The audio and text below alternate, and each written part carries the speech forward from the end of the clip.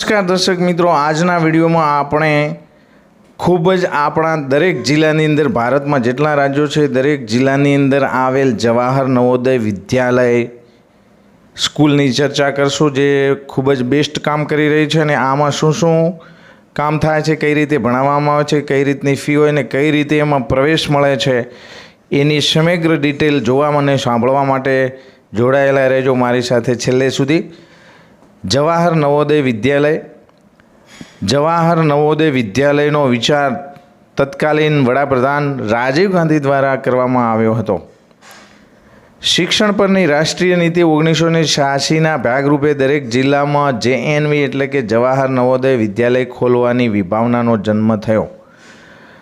આ શાળામાં NVS નીતિ મુજબ આરક્ષણ આપવામાં આવે છે, જેમાં SC ST SC પરંતુ OBC નહીં માટે અનામતનો સમાવેશ થાય છે, એટલે કે SC અને ST કેટેગરીના બાળકો માટે અનામત મળે છે। જવાહર નવોદય વિદ્યાલય દરેક જિલ્લાઓમાં ખોલવાની પ્રથમ રજૂઆત અને જો વિચાર આવ્યો હોય તો જે તે સમયના આપણા વડાપ્રધાન શ્રી રાજીવ ગાંધી દ્વારા કરવામાં આવ્યો હતો। હવે આગળ આપણે ચર્ચા કરી લઈએ તો કે આ ટાઈપ કેવી છે, આ કઈ ટાઈપની સ્કૂલ છે, તો કે સરકારી આવાસીય શાળા છે, જ્યાં ભણવાનું અને રહેવાનું જમવાનું મળી રહે છે વિદ્યાર્થીઓને। આ સંસ્થાનું ધ્યેય વાક્ય છે પ્રજ્ઞાન બ્રહ્મ, એટલે કે પરમાત્મા જેવું પવિત્ર જ્ઞાન, જે જ્ઞાન છે એ ભગવાન સમાન છે, જ્ઞાન એ પવિત્ર છે, જ્ઞાન એ ભગવાન સાથે સરખામણી કરવામાં આવી છે, તો વિચારવાનું કામ કેટલું પવિત્ર છે। અને આ જવાહર નવોદયની જે વિચાર આવ્યો એ સૌ પ્રથમ જે આપણી શિક્ષણ નીતિ છે, રાજીવ ગાંધી શિક્ષણ નીતિ 1986 દ્વારા, બીજી રાષ્ટ્રીય શિક્ષણ નીતિ 1986માં આનો વિચાર આવ્યો ને ત્યારથી જવાહર નવોદય વિદ્યાલયો ધીરે ધીરે દરેક ભારતના દરેક રાજ્યના દરેક જિલ્લામાં શરૂ કરવામાં આવી છે। હવે આની વાત કરીએ તો આ કોના દ્વારા સંચાલિત છે, તો કે સીધો જ ભારત સરકાર એટલે કે માનવ સંસાધન વિકાસ મંત્રાલય, જેમનું અત્યારે નામ MHRD એટલે કે MHRDનું નામ બદલીને અત્યારે MOE મિનિસ્ટ્રી ઓફ એજ્યુકેશન એવું થઈ ગયું છે। તો એના દ્વારા સીધી જ આ શાળાઓને ગ્રાન્ટ મળે છે, વહીવટ થાય છે, એનું નિયંત્રણ થાય છે, દેખરેખ થાય છે। મિત્રો, તમારે આ સ્કૂલની ડિટેલમાં માહિતી મેળવી હોય તો www.navodaya.government.in વેબસાઇટ પર જઈને પણ તમે સર્ચ મારી શકો છો ગૂગલમાં, અને એની તમામ માહિતી તમે મેળવી શકો છો। પણ આ વિડીયોમાં લગભગ તમને તમામ પ્રકારનું નોલેજ મળી જશે, ખાસ કરીને ગામડાના છેવાડાના જે ખેડૂત મિત્રો છે ને એમના બાળકને જો એક સારા વ્યક્તિ બનાવવા હોય તો નવોદય એક બેસ્ટ સ્કૂલ છે।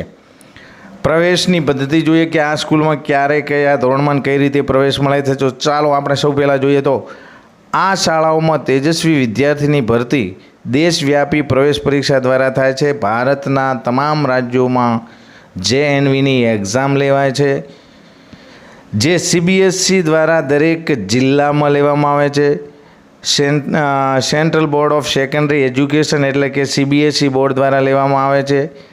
તેમને ધોરણ 6માં પ્રવેશ આપવામાં આવે છે, એટલે કે જે તમારા બાળક છે કે બાળકી છે કે તમારા સંતાન છે ધોરણ 5માં ભણી રહ્યા હોય તો મિત્રો તમારી શાળાઓમાં જઈને સાહેબનું ધ્યાન દોરજો કે ભાઈ અમારા બાળકોને JNVમાં ફોર્મ ભરાવાના છે અને એમને એક્ઝામ આપવાની છે, તો સ્કૂલમાંથી જ ફોર્મ ભરાય છે અને ઓનલાઈન તમે બહાર જઈને કરી શકો છો।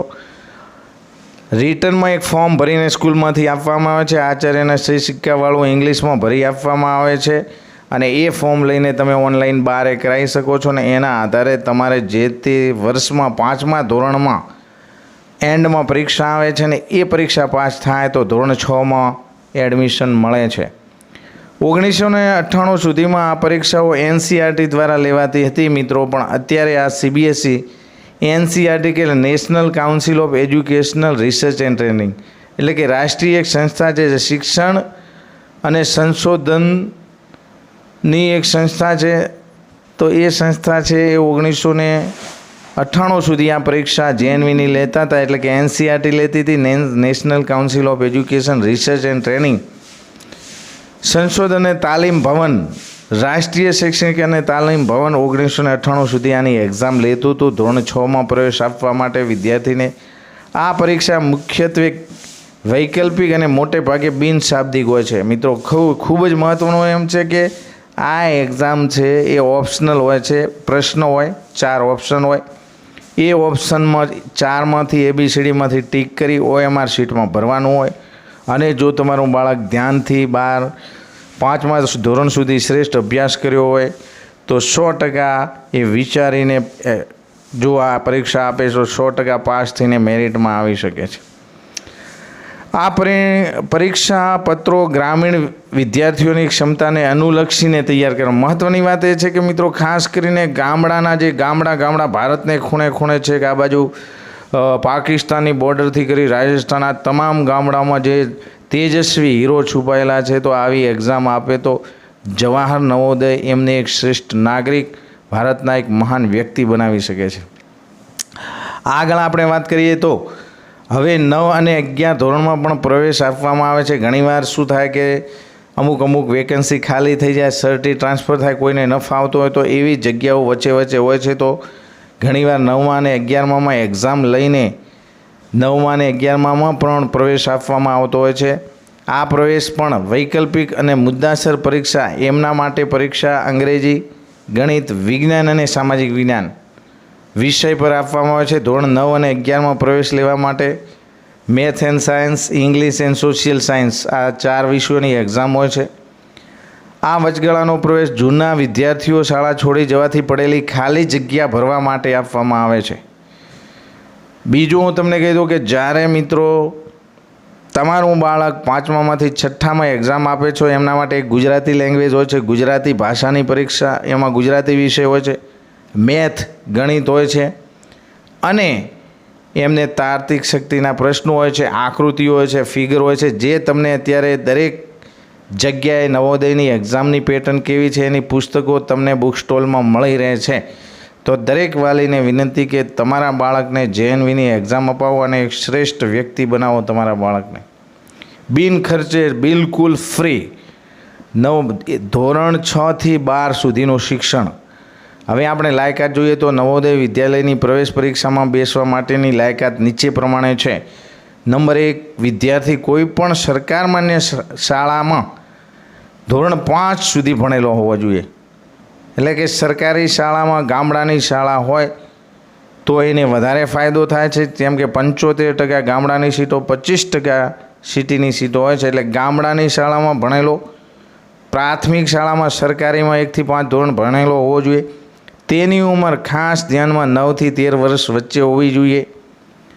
એ બીજો નિયમ. નંબર 3, ગ્રામીણ સંરક્ષણ માટે ધોરણ 3 અને 4 અને 5નો અભ્યાસ સરકાર માન્ય ગ્રામ વિસ્તારની શાળામાંથી કરેલો હોવો જોઈએ. ધોરણ 3, 4 અને 5નો અભ્યાસ પ્રાથમિક શાળામાં સરકારી શાળામાં થયેલો હોવો જોઈએ. આ પરીક્ષાઓમાં પ્રથમ ભાગ લેવો હોવો જોઈએ. એટલે કે ક્યારેય એક્ઝામ આપી હોય ફરીથી આ એક્ઝામ આપવા મળતી નથી. તો મિત્રો તમે વિચારો કે સરકારી શાળાઓમાં તમારા બાળકોને ભણાવો છો તો કેટલો ફાયદો છે.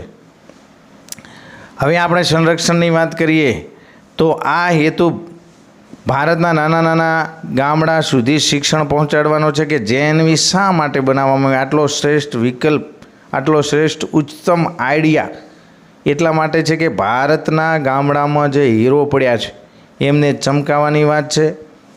દરેક જિલ્લા પ્રમાણે શાળામાં 75% ગામડાના વિદ્યાર્થીઓ માટે આરક્ષણ છે. 75% સુધી વિદ્યાર્થીઓ ગામડાના લેવાય. એટલે કે 100 વિદ્યાર્થી એક્ઝામ આપે તો 75 વિદ્યાર્થી ગામડાના, 25% વિદ્યાર્થી સિટીના હોય છે.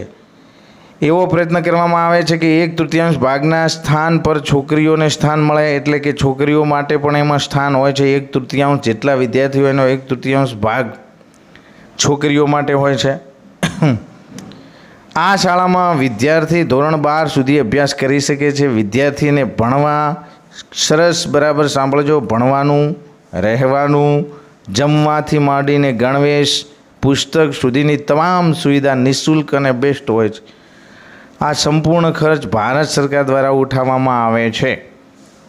તો મિત્રો આપણે વાત કરી JNV જવાહર નવોદય વિદ્યાલય દાંતીવાડા. દરેક જિલ્લાના મુખ્ય મથકે અથવા આજુબાજુનું જે કુદરતી હરિયાળું શ્રેષ્ઠ સ્થાન હોય ત્યાં જવાહર નવોદય વિદ્યાલય આવેલી છે. ખાસ કરીને જે ગરીબ પરિવાર છે, પ્રાઇવેટમાં ફી નથી ભરી શકતા, એમનો બાળક હોશિયાર છે, તો દરેક વાલીને મારી ખાસ વિનંતી કે તમારા બાળકને ધોરણ 5માં ભણે છે તો 100% તમે JNVની એક્ઝામ અપાવો. જય હિન્દ, ભારત માતા કી જય.